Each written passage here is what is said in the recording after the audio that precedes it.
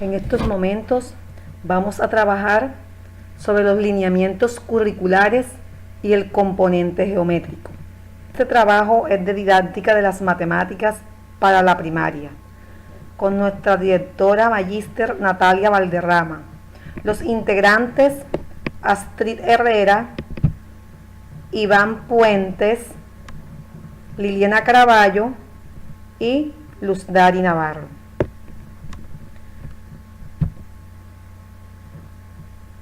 En este momento del trabajo podemos hacer una justificación sobre los referentes curriculares, como la renovación curricular implica un replanteamiento del concepto de educación como un proceso de desarrollo humano e integral, adoptando los lineamientos generales del currículo a las necesidades reales del estudiante, de la escuela y de la comunidad en general. Se propone aquí una educación matemática que propicie aprendizajes de mayor alcance y duradero que los tradicionales, que no solo se haga énfasis en el aprendizaje de conceptos y procedimientos, sino en procesos de pensamiento ampliamente aplicables y útiles para aprender cómo aprender.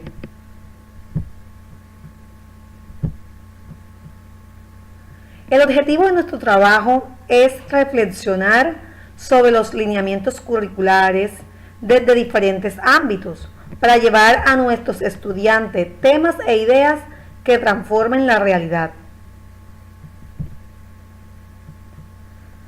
Podemos decir que en cuanto a la aplicabilidad de los conocimientos matemáticos, mediante el aprendizaje de las matemáticas, los alumnos no solo desarrollan su capacidad de pensamiento y de reflexión lógica, sino que al mismo tiempo adquieren un conjunto de instrumentos poderosos para explorar la realidad, representarla, explicarla y predecirla, de igual forma para actuar en y para ella. Además, el aprendizaje de las matemáticas debe posibilitar al alumno la aplicación de sus conocimientos fuera del ámbito escolar, donde debe tomar decisiones, enfrentarse y adaptarse a situaciones nuevas. Es necesario relacionar los contenidos de aprendizaje con la experiencia cotidiana de los alumnos, así como presentarlos y enseñarlos en un contexto de situaciones problemáticas y de intercambio de puntos de vista.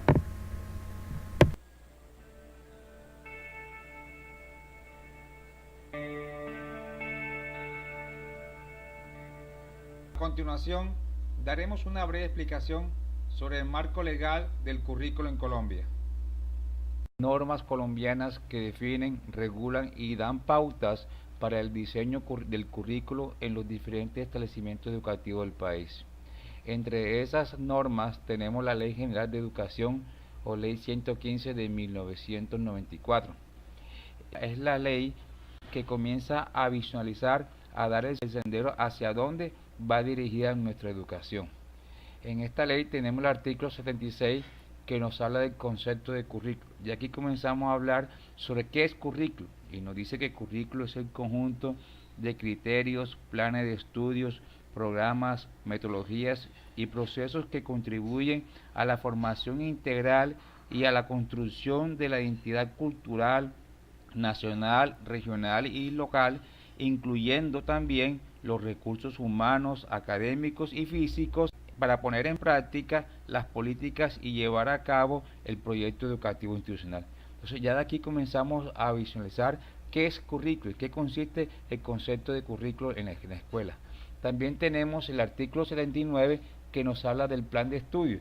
Nos dice que el plan de estudio es el esquema estructurado de las áreas obligatorias, fundamentales y de áreas optativas con su respectiva asignatura, que forman parte del currículo de los establecimientos educativos. Ya comenzamos a hablar de áreas, de la formación del currículo, la relación que hay entre el currículo y las áreas, y el artículo 23 nos habla sobre áreas obligatorias fundamentales, pues son esas áreas que son las que van a enmarcar el proceso de aprendizaje en los estudiantes. Tenemos el artículo 13 que nos habla de las enseñanzas obligatorias, y de aquí tenemos los fines de la educación, en que consiste cuáles son los objetivos de la educación, tanto general y específicos, en cada una de las etapas de la educación, como es preescolar, básica primaria, secundaria, media y media técnica. Eso nos marca la ley 115 de 1994. Más adelante tenemos el decreto 1660 de 1994. En este decreto ya nos comienzan a hablar de la elaboración del currículo, cómo se elabora el currículo. Eso lo podemos observar en el artículo 33 y del artículo 38, que nos habla del plan de estudios. Pero estos dos artículos fueron derogados en el artículo 15 del decreto 230 del 11 de febrero de 2002. Es decir, que ya en este decreto ya comenzamos a hablar más profundamente de lo que es la elaboración del currículo y lo que es el plan de área.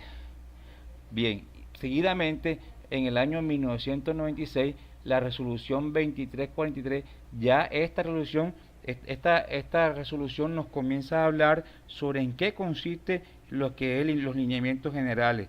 Es decir, ya comenzamos a hablar de adoptar un diseño de lineamientos generales de los procesos curriculares del servicio público educativo, y se establecen los lineamientos de logros curriculares para la educación formal. Es decir, ya en esta resolución comenzamos ya a enmarcar o a visualizar hacia dónde va la educación en Colombia, hacia cuál es el perfil de la educación en Colombia.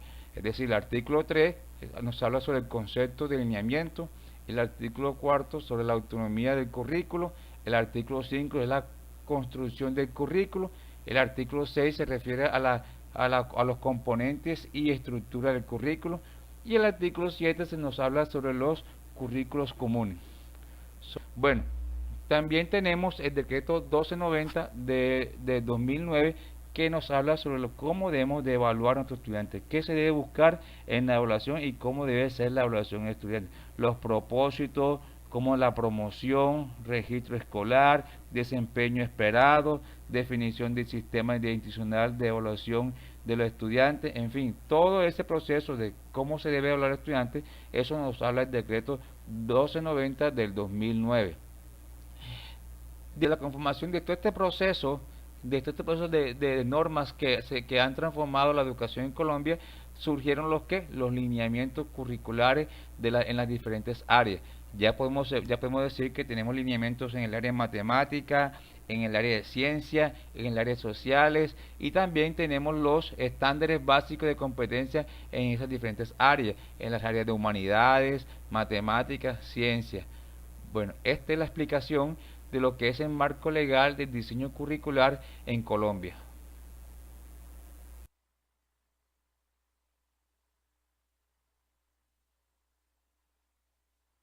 De acuerdo con una visión global e integral del quehacer matemático, el Ministerio de Educación considera 3 grandes aspectos para organizar el currículo en un todo armonioso. Entre ellos tenemos los procesos generales, los conocimientos básicos y el contexto. Los procesos generales se refieren a los aprendizajes que guardan relación con los estudiantes, tales como son el razonamiento, la resolución, el planteamiento de problemas, la comunicación, la modelación y la elaboración, comparación y ejercitación de procedimientos. Los procesos básicos. Los procesos básicos tienen que ver con los procesos específicos que desarrollan el pensamiento matemático y con sistemas propios de las matemáticas. El contexto, que tiene que ver con los ambientes que rodean al estudiante y que le dan sentido a las matemáticas. Variables como las condiciones sociales y culturales, tanto locales como internacionales, el tipo de interacciones, los intereses que se generan, las creencias, así como las condiciones económicas del grupo social en que se concreta el acto educativo, se deben tener en cuenta en el diseño y en la ejecución de nuestras experiencias didácticas. De la interpretación de las relaciones entre estos tres grandes aspectos pueden surgir otros modelos que como tales representan limitaciones y posibilidades para estructurar el currículo.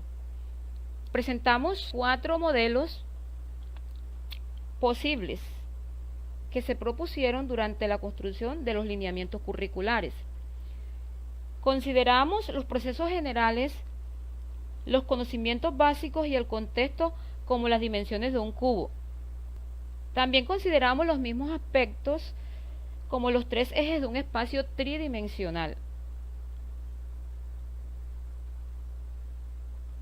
Un tercer modelo representa sobre los ejes del espacio tridimensional los procesos generales, los tipos de pensamiento y los sistemas propios de las matemáticas.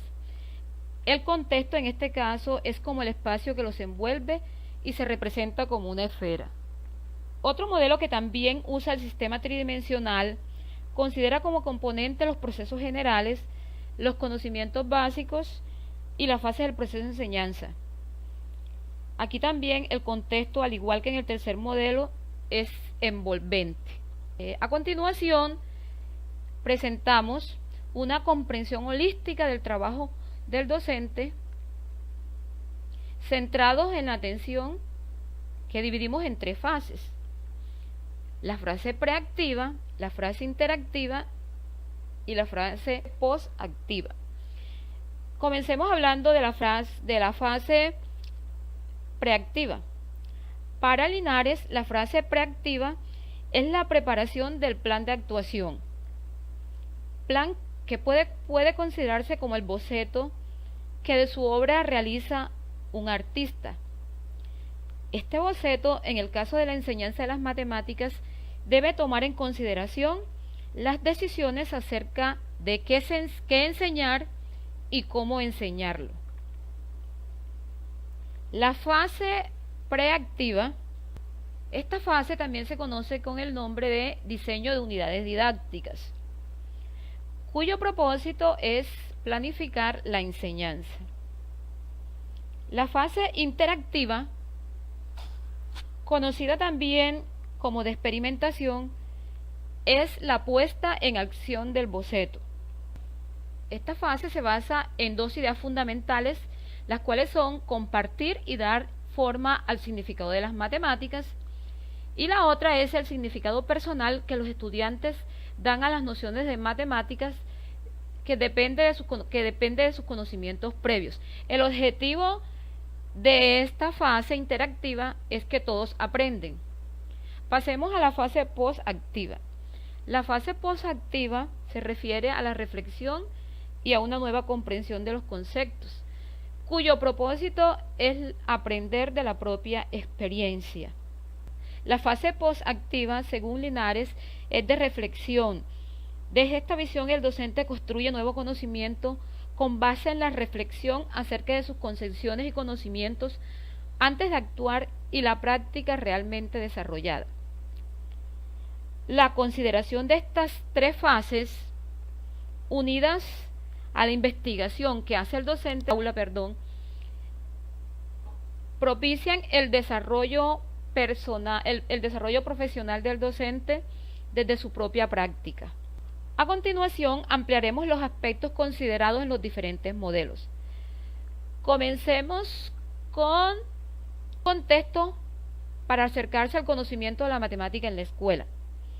Las situaciones problemáticas son esencialmente un acercamiento a las matemáticas. A través de estas situaciones procedentes de la vida diaria y de las otras ciencias, es el contexto más propicio para poner en práctica el aprendizaje activo. Tradicionalmente los alumnos aprenden matemáticas formales y abstractas descontextualizadas y luego aplican sus conocimientos en la resolución de problemas presentados en un contexto. Con frecuencia, estos problemas de aplicación se dejan para el final de la unidad o para el final del programa, razón por la cual se puede omitir por falta de tiempo. Entonces es necesario que durante la explicación de cada tema se aborde una situación problema que esté de acuerdo con el contexto en el cual se desenvuelve el estudiante. Esta visión exige que se creen situaciones problemáticas en las que los alumnos puedan explorar problemas, plantear preguntas y reflexionar sobre métodos. Miguel de Guzmán plantea que la enseñanza a partir de situaciones problemáticas pone el énfasis en los procesos de pensamiento, en los procesos de aprendizaje y toma los contenidos matemáticos, cuyo valor no se debe en absoluto dejar a un lado, como campo de operaciones, privilegiando para la tarea de hacerse con formas de pensamiento eficaces. Se trata de considerar como lo más importante que el alumno manipule los objetos matemáticos, que el alumno active su propia capacidad mental, que reflexione sobre su propio proceso de pensamiento con el fin de mejorarlo conscientemente, que adquiera confianza en sí mismo y que se divierta con su propia actividad mental. A continuación hablaremos entonces de los conocimientos básicos. Más adelante les hablaremos del conocimiento matemático que nos corresponde a nosotros, que es el pensamiento espacial y sistemas geométricos. Hablemos de los procesos generales. El primero que tenemos es el razonamiento. El razonamiento matemático tiene que ver estrechamente con las matemáticas como la comunicación, como la modelación y como procedimientos. En forma general entendemos por razonar la acción de ordenar ideas en la mente para llegar a una conclusión. Razonar en matemáticas tiene que ver con dar cuenta del cómo y del porqué de los procesos que se siguen para llegar a conclusiones.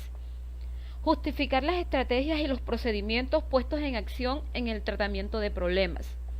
Formular hipótesis, hacer conjeturas y predicciones, encontrar contraejemplos, usar hechos conocidos, propiedades y relaciones para explicar otros hechos. Encontrar patrones y expresarlos matemáticamente. Utilizar argumentos propios para exponer ideas, comprendiendo que las matemáticas, más que una memorización de reglas y algoritmos, son lógicas y potencian la capacidad de pensar. Hablaremos del planteamiento y la resolución de problemas. La actividad de resolver problemas ha sido considerada como un elemento importante en el desarrollo de las matemáticas y en el estudio del conocimiento matemático. En diferentes propuestas curriculares recientes se afirma que la resolución de problemas debe ser eje central del currículo de matemáticas y como tal debe ser un objetivo primario de la enseñanza y parte integral de la actividad matemática. Pero esto no significa que se constituya un tópico aparte del currículo.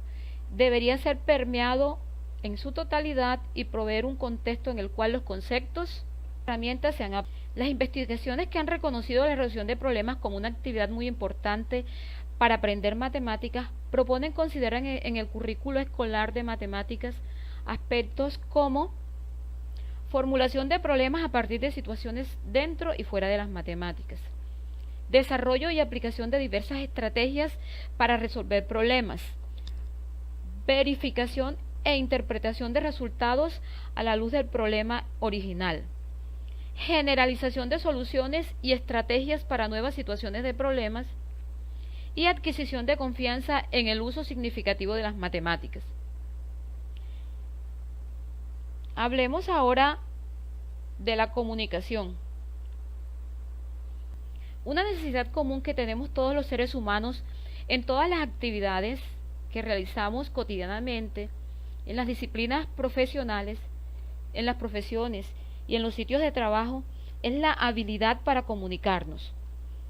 Los retos que nos plantea el siglo XXI requieren que en todas las profesiones científicas y técnicas las personas sean capaces de expresar ideas hablando, escribiendo, demostrando y describiendo visualmente de diferentes formas.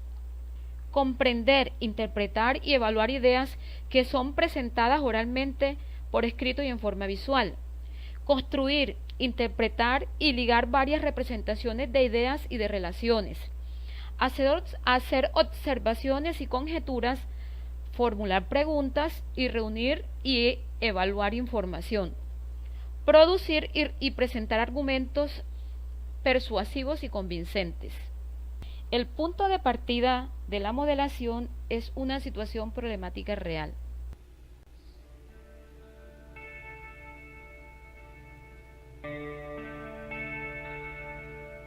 Pensamiento espacial y sistema geométrico.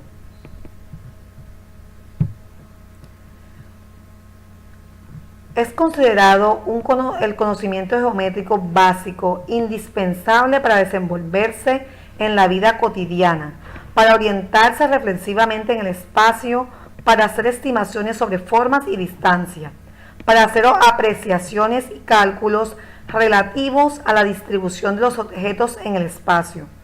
La geometría está presente en múltiples ámbitos del sistema productivo de nuestras actuales sociedades: producción, industria, diseño, arquitectura, topografía.